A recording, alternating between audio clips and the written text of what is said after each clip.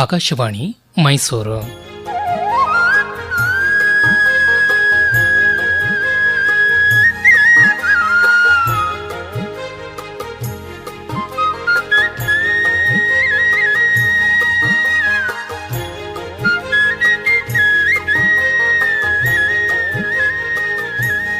ಗಾದೆ ಗದ್ದುಗೆ ಗಾದೆ ಗದ್ದುಗೆ ಗಾದೆ ಗದ್ದುಗೆ ಗಾದೆ ಗದ್ದುಗೆ ಗಾದೆ ಗದ್ದುಗೆ.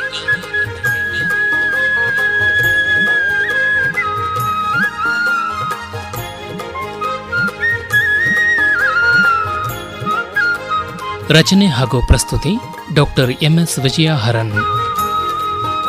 ಸೀಗಡಿ ಕರಿಮೀನ್ ಒಣಗಾಕಿ ಕೊತ್ತಿನ ಕಾವಲು ಬಿಟ್ಟಂಗೆ.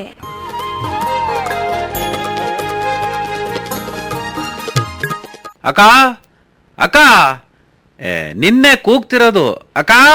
ಅಪ್ಪಬ್ಬಬ್ಬಬ್ಬ, ಅದೇನ್ ಕೂಗ್ತೀಯೋ ರಾಮು?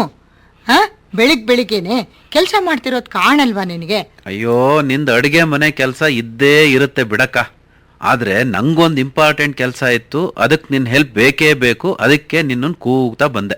ಓಹೋ, ನಿಂಗೆ ಏನೇ ಇಂಪಾರ್ಟೆಂಟ್ ಕೆಲಸ ಇರಲಿ, ಈಗಂತೂ ನನಗೆ ಕೈ ತುಂಬಾ ಕೆಲಸ ಇದೆ.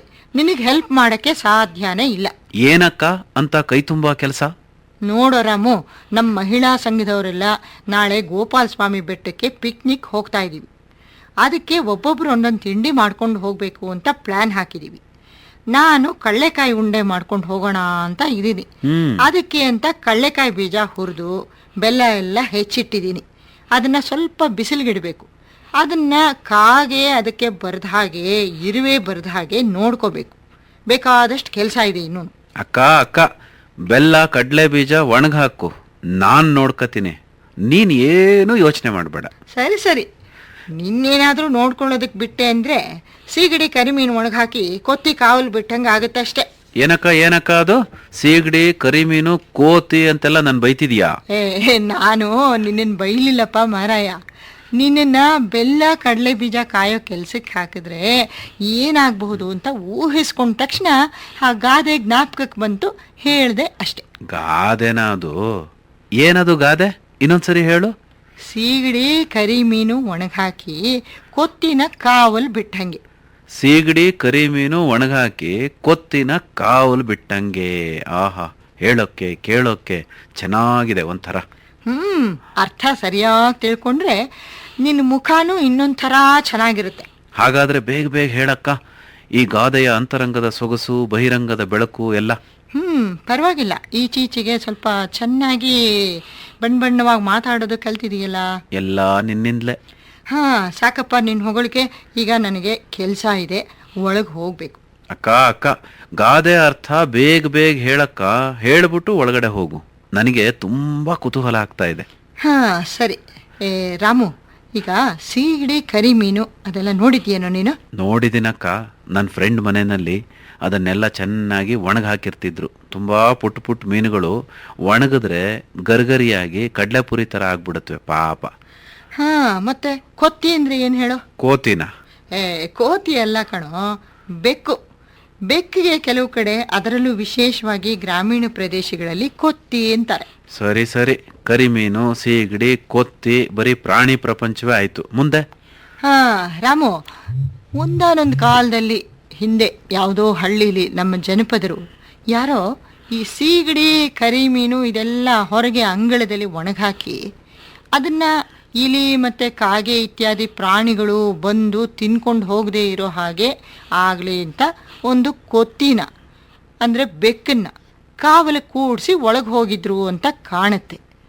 ಬೆಕ್ಕು ಚೆನ್ನಾಗಿ ಕಾವಲು ಕಾಯುತ್ತೆ ಅನ್ನೋ ಒಂದು ಉದ್ದೇಶದಿಂದ, ನಂಬಿಕೆಯಿಂದ. ಆದರೆ ಆ ಬೆಕ್ಕು ಆ ಪುಟ್ಟ ಮೀನುಗಳ ರಾಶಿ ನೋಡಿ ತುಂಬ ಆಸೆ ಆಗೋಗಿದೆ ಅದಕ್ಕೆ. ಎಲ್ಲ ಒಣಗಾಕಿದ್ರಲ್ಲ ಅಲ್ಲಿ, ಅದರಿಂದ ಅಲ್ಲಿ ಇಲ್ಲಿ ನೋಡ್ತಾ ಯಾರೂ ಕಾಣಿಸ್ತಾ ಇಲ್ಲ, ಯಾರೂ ತನ್ನನ್ನು ನೋಡ್ತಾ ಇಲ್ಲ ಅನ್ನೋದು ತಿಳ್ಕೊಂಡು ಯಾರ ಕಣ್ಣಿಗೂ ಕಾಣದ ಹಾಗೆ ಒಂದೊಂದೇ ಮೀನನ್ನ ಗುಳುಂ ಮಾಡ್ತಾ ಇತ್ತು ನಿಧಾನವಾಗಿ. ಆಹಾ, ಒಂದೊಂದೇ ಕಳ್ಳೆ ಬೀಜ ತಿನ್ನೋ ಹಾಗೆ. ಒಳಗಡೆ ಕೆಲಸ ಮಾಡ್ತಿದ್ದವ್ರಿಗೆ ದೂರದಿಂದ ಮೀನುಗಳು ಕಾಣೆ ಆಗ್ತಿದ್ದು ಗೊತ್ತಾಗ್ತಿರ್ಲಿಲ್ಲ. ಒಂದೊಂದ್ಸಲ ಬರೋರು ಹೋಗೋರು ಓಹೋ ಮೀನೆಲ್ಲ ಇದೆ ಚೆನ್ನಾಗಿ ಅಂತಲೇ ಅನ್ಕೊಳ್ತಾ ಇದ್ರು. ಮತ್ತು ಕೊತ್ತಿನ ಕಾವಲು ಕಾಯಕ್ಕೆ ಬಿಟ್ಟಿದ್ದೀವಿ, ಅದು ಕಾಯ್ತಾ ಇದೆ, ಮೀನನ್ನೆಲ್ಲ ಕಾಪಾಡ್ತಾ ಇವೆ ಅಂತ ಅಂದ್ಕೊಳ್ತಾನೆ ಇದ್ರು. ಆದರೆ ಸಾಯಂಕಾಲದ ಹೊತ್ತಿಗೆ ಮುಕ್ಕಾಲು ಮೀನೆಲ್ಲ ಈ ಕೊತ್ತಿ ಹೊಟ್ಟೆನೇ ಸೇರಿತ್ತು.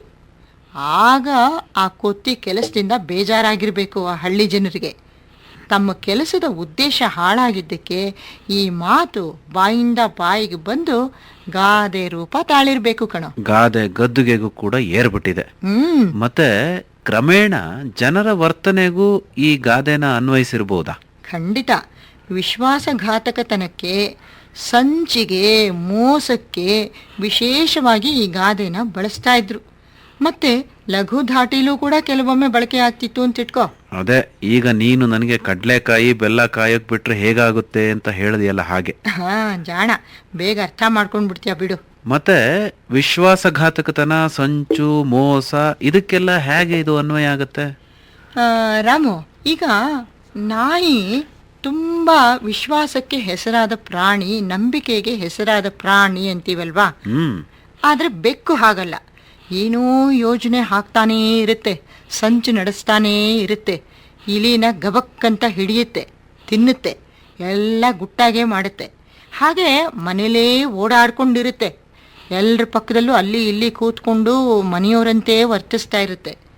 ಅಥವಾ ಸ್ನೇಹಿತರಾಗೇ ಇದ್ದುಕೊಂಡು ಕೆಲವರು ಇರ್ತಾರೆ ನೋಡು, ವಿಶ್ವಾಸಿಗಳಂತೆ ನಟಿಸ್ತಾ ಸಣ್ಣ ಸಣ್ಣ ಪ್ರಮಾಣದಲ್ಲೇ ವಂಚನೆ, ಮೋಸ ಪ್ರಾರಂಭ ಮಾಡಿ ಈ ಬೆಕ್ಕಿನ ಥರ ನಮ್ಮನ್ನ ಕಬಳಿಸುವಂತ ಪ್ರಯತ್ನನೂ ಮಾಡ್ತಿರ್ತಾರೆ. ಅಂದ್ರೆ ವ್ಯಕ್ತಿಗಳ ಉದ್ಧಾರಕ್ಕೆ ಕಲ್ಲು ಹಾಕ್ತಿರ್ತಾರೆ ಅಂತ.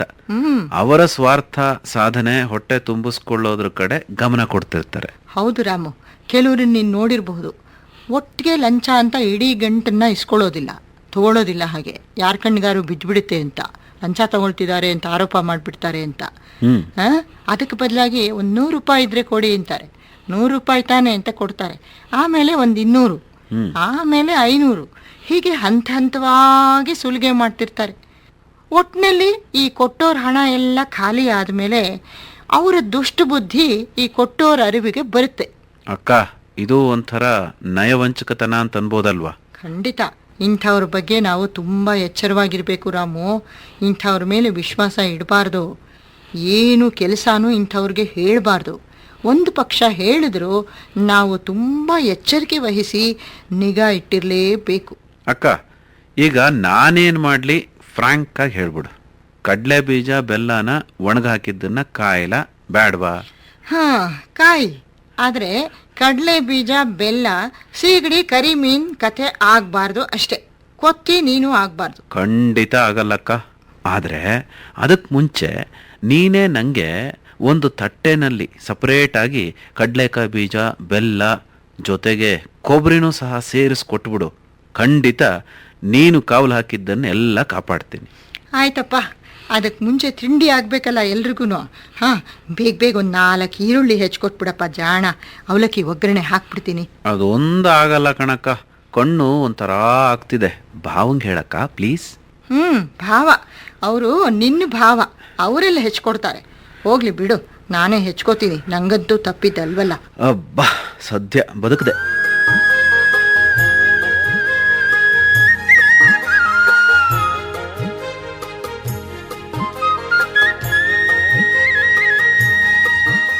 ಗಾದೆ ಗದ್ದುಗೆ ಕೇಳುತ್ತಿದ್ದೀರಿ.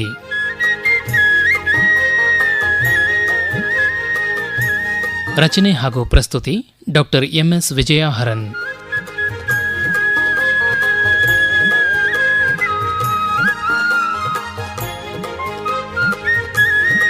ನಿರೂಪಣೆ N ಕೇಶವಮೂರ್ತಿ.